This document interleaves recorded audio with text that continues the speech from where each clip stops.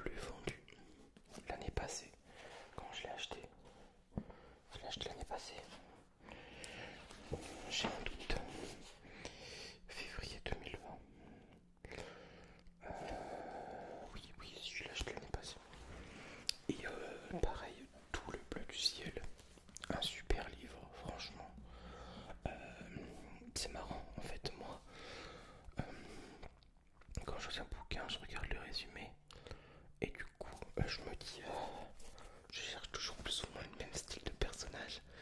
Tu vois, une identité seule, parfois accompagnée, où est-ce qu'il va se passer des intrigues. Et à la fin, bon ben, c'est pas forcément que ça se termine toujours à l'eau de rose, mais j'aime bien quand ça se termine bien, quoi. Là, pour partager avec moi le périple, oui, là en fait, c'est une histoire justement d'un périple entre une fille, un camping-car et quelqu'un qui est malade et qui justement a envie de faire le tour de France ou du monde, je sais plus, avec cette personne. Et à la fin, elle va être enceinte de lui. Lui, il va décéder. Et puis, il y aura, pendant cette histoire, il y aura eu un amour inconditionnel entre ces deux personnes. Et puis, ben, le fruit de ce partage, ben, c'est ce bébé, quoi. De cette aventure, c'est ce bébé. Donc, voilà pour ce bouquin. Après, j'ai continué un peu dans la lancée avec Je revenais des autres. Voilà, pareil, bon bouquin, ça se lit bien. En fait, c'est des bouquins que tu rentres vite dedans, tout simplement. Et puis j'aime bien les belles jaquettes. Comme ça, enfin on appelle ça une jaquette, hein, ou une première de couverture. Hop. Après, j'ai toujours dans la même collection les lendemains. Donc toujours toi réfugié dans une maison isolée en Auvergne. Ici.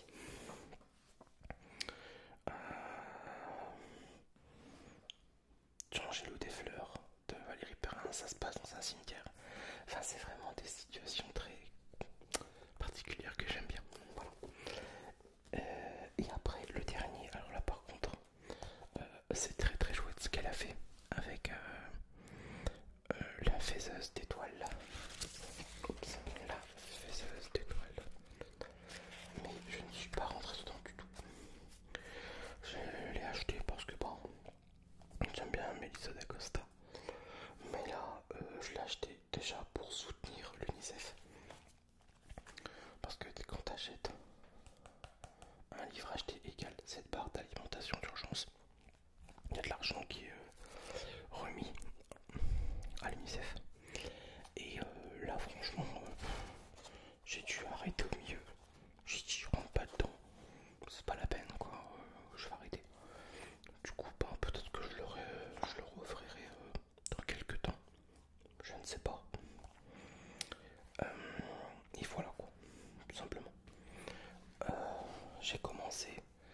J'ai acheté celui-là, kilomètre zéro. Pareil, de mode Ankawa. Voilà. Alors, ce que je regarde aussi, c'est sur Amazon. Ce qui est en vente numéro 1 et ce qui vient avant les collections 2023 et maintenant 2024. Pareil, j'ai bien aimé, ça se lit bien.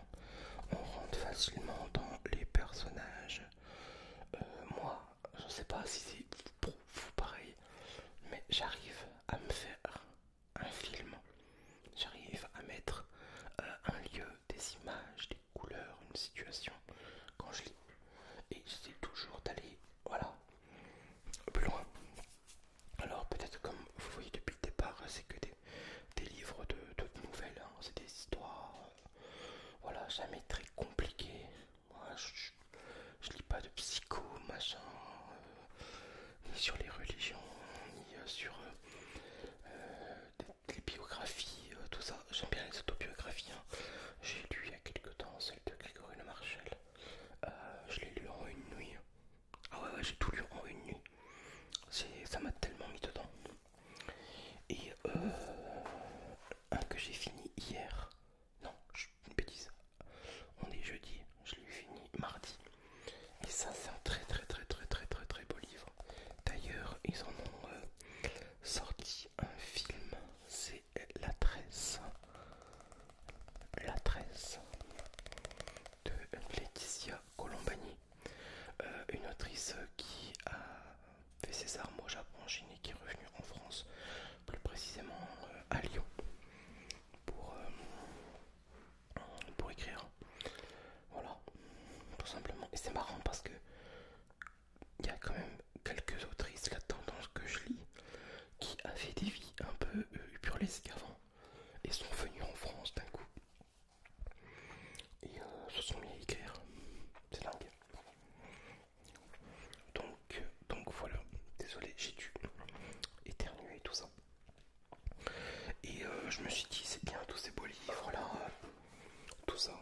Donc c'est des bouquins où est-ce que je rentre effectivement très très bien dedans. Là il n'y a pas tout, hein. Il y en a encore beaucoup dans la bibliothèque. Et après vous allez me dire, est-ce que j'ai des auteurs préférés? Non. Non, si je rentre dedans, j'aime, j'achète et puis voilà. Par contre, j'aime acheter des livres neufs. J'ai été déçu parce que j'ai acheté des livres d'occasion sur le bon coin. Ouais, c'est clair, tu les payes pas cher, 1 € pièce. Donc oui, c'est vrai, tu les payes peut-être 1 € pièce, mais lui l'auteur, à côté de ça, ben, si tu n'achètes pas son livre neuf, ben, il gagne pas sa vie quoi. Et on sait tous que vivre de l'art d'un livre, c'est très compliqué, sauf pour les gros quoi. Quand je dis les gros, c'est Marc Lévy, c'est Musso et bien d'autres qu'on connaît un peu tous. Il y a Marc Lévy, Musso, bah maintenant un peu Valérie Melsa d'Acosta, Franck Bouis, vit de son art. Pendant que moi je ne connais pas Lisa Compagnie, je ne crois pas, mais ça va pas tarder. Enfin bon. Bref. Et ce que j'ai acheté récemment, et là je suis pratiquement fini parce que ça m'a beau.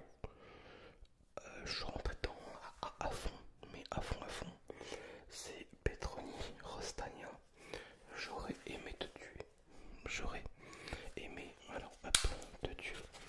Voilà, tout simplement. Je te montre aussi, c'est ma liseuse. C'est l'oubiote. Donc voilà, pour le soir. Hop. Voilà, hop, je ferme. Et en fait, je me suis dit, mais t'as jamais lu de roman policier? Jamais, je m'étais jamais mis. Et puis j'ai été un petit peu vadrouillé sur le net. Et après j'ai vu Prix Cognac du meilleur roman francophone 2022 de chez HarperCollins en format poche. Et ben je me suis dit, allez go, pour 8,10 €. Le résumé, c'est Laura Turel se présente un matin au commissariat de Versailles pour s'accuser du meurtre de Bruno Delaunay, un homme qui aurait tenté de la violer. Le commandant Damien de Guire et son second, Jonathan Pigeon, recueillent ses aveux. Légitime défense, crime prémédité. Le doute s'installe rapidement dans l'esprit des enquêteurs. Sur place, le corps a disparu et la scène de crime ne correspond pas en tout point aux confidences de la jeune femme. De Guire et Pigeon commencent à entrevoir la complexité de l'affaire et s'interrogent sur les motivations de Laura. Quelle blessure se cache derrière sa froideur et sa détermination? Pour quelles raisons obscures cherche-t-elle à manipuler l'enquête? Et il y a le progrès qui marque, impossible de lâcher ce nouvel opus.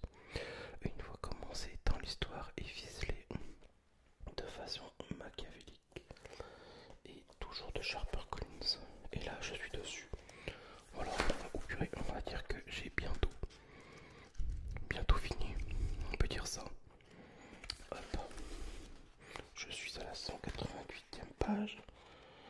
Hop. Sur 250. Donc ça fera encore un peu cet après-midi ce soir parce que là, je suis tout seul. J'en arrête. Donc. Et bah franchement, c'est la première fois que je lis un roman policier.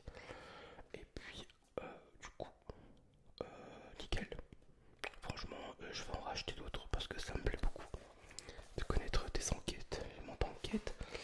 Par contre, j'aurais aimé dedans qu'elle mette un peu plus la mise en page et ses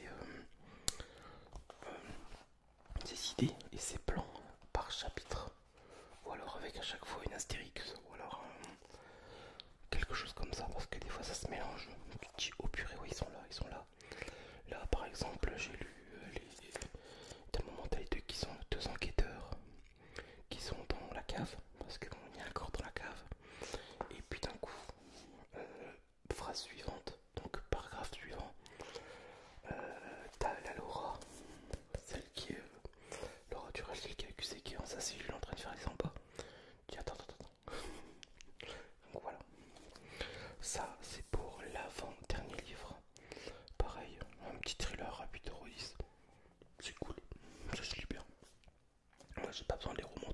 Box. J'ai déjà essayé de lire Musso. C'est pas la peine.